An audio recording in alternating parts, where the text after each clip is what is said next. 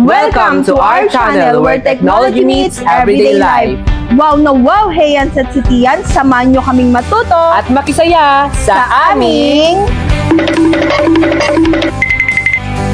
Eskwela Simplified!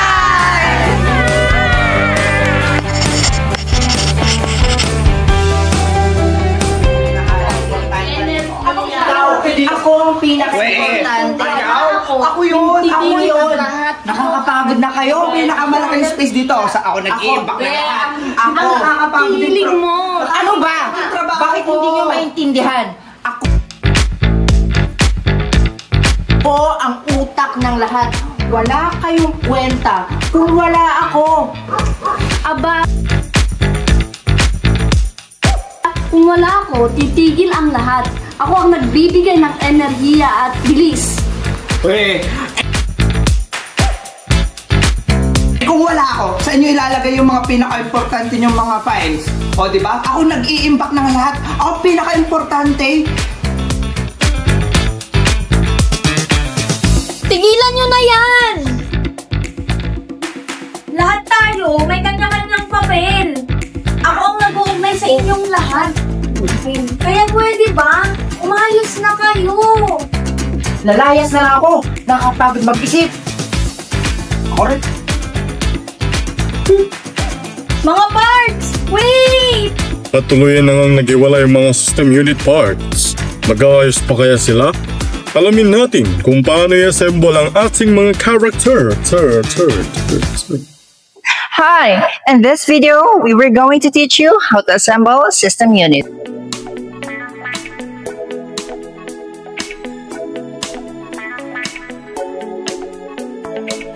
The importance of understanding the system unit is to understand their parts and how they work together, especially in troubleshooting and repair.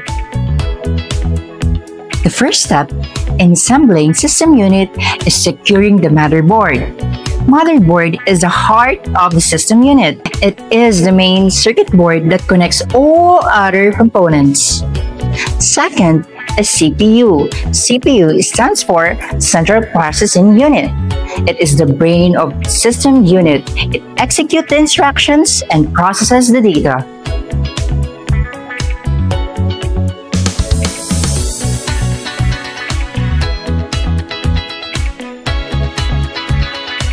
Next is the CPU fan. It cools down the temperature inside the system unit and prevents the CPU from overheating.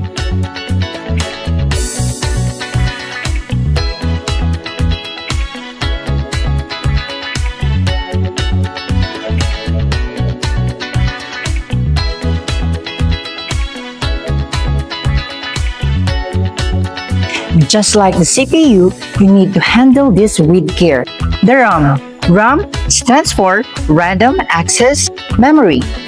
It is a temporary storage of the CPU and makes it run faster.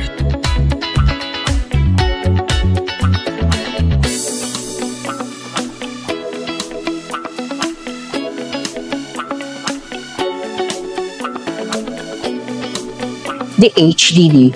HDD stands for Hard Disk Drive. It stores files, programs, and operating system. Remember that you need to screw the HDD using a screwdriver to secure it. Next is the CMOS battery. This stores essential settings such as time, date, and BIOS configuration.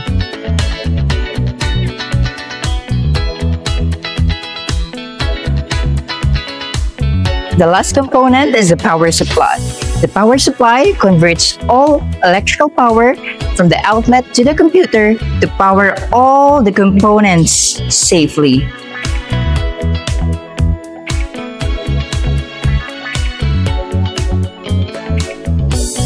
But wait, don't forget to connect the wires. First, the SATA cable. Connect it from the motherboard to the HDD.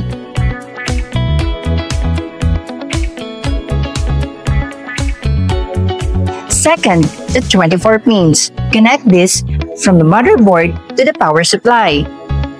And lastly, the remaining cables from the power supply connected to the HDD and motherboard.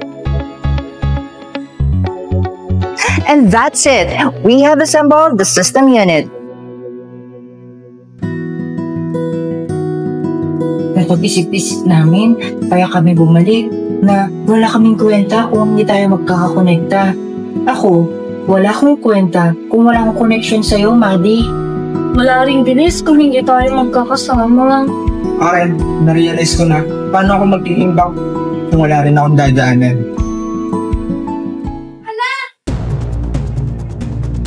Ano yung evil mouse?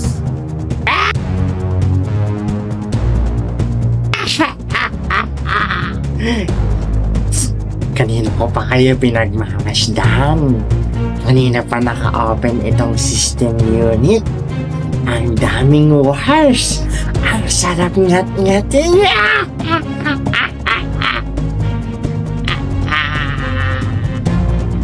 Dali! Isara na natin yung system case! Power on! Data ready! File secure! System fully connected!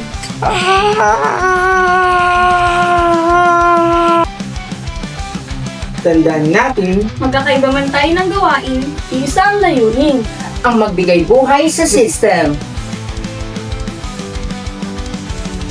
Maraming salamat sa panonood mga ka-Techwise! Marami ba kayong natutunan ngayong araw? Kung marami, i-scan lamang ang QR code at sagutin ang inyong pagsusulit. Don't forget to like, share, leave a comment, and of course, subscribe to our channel. And click the bell button for more updates. Paalam mga ka-Techwise!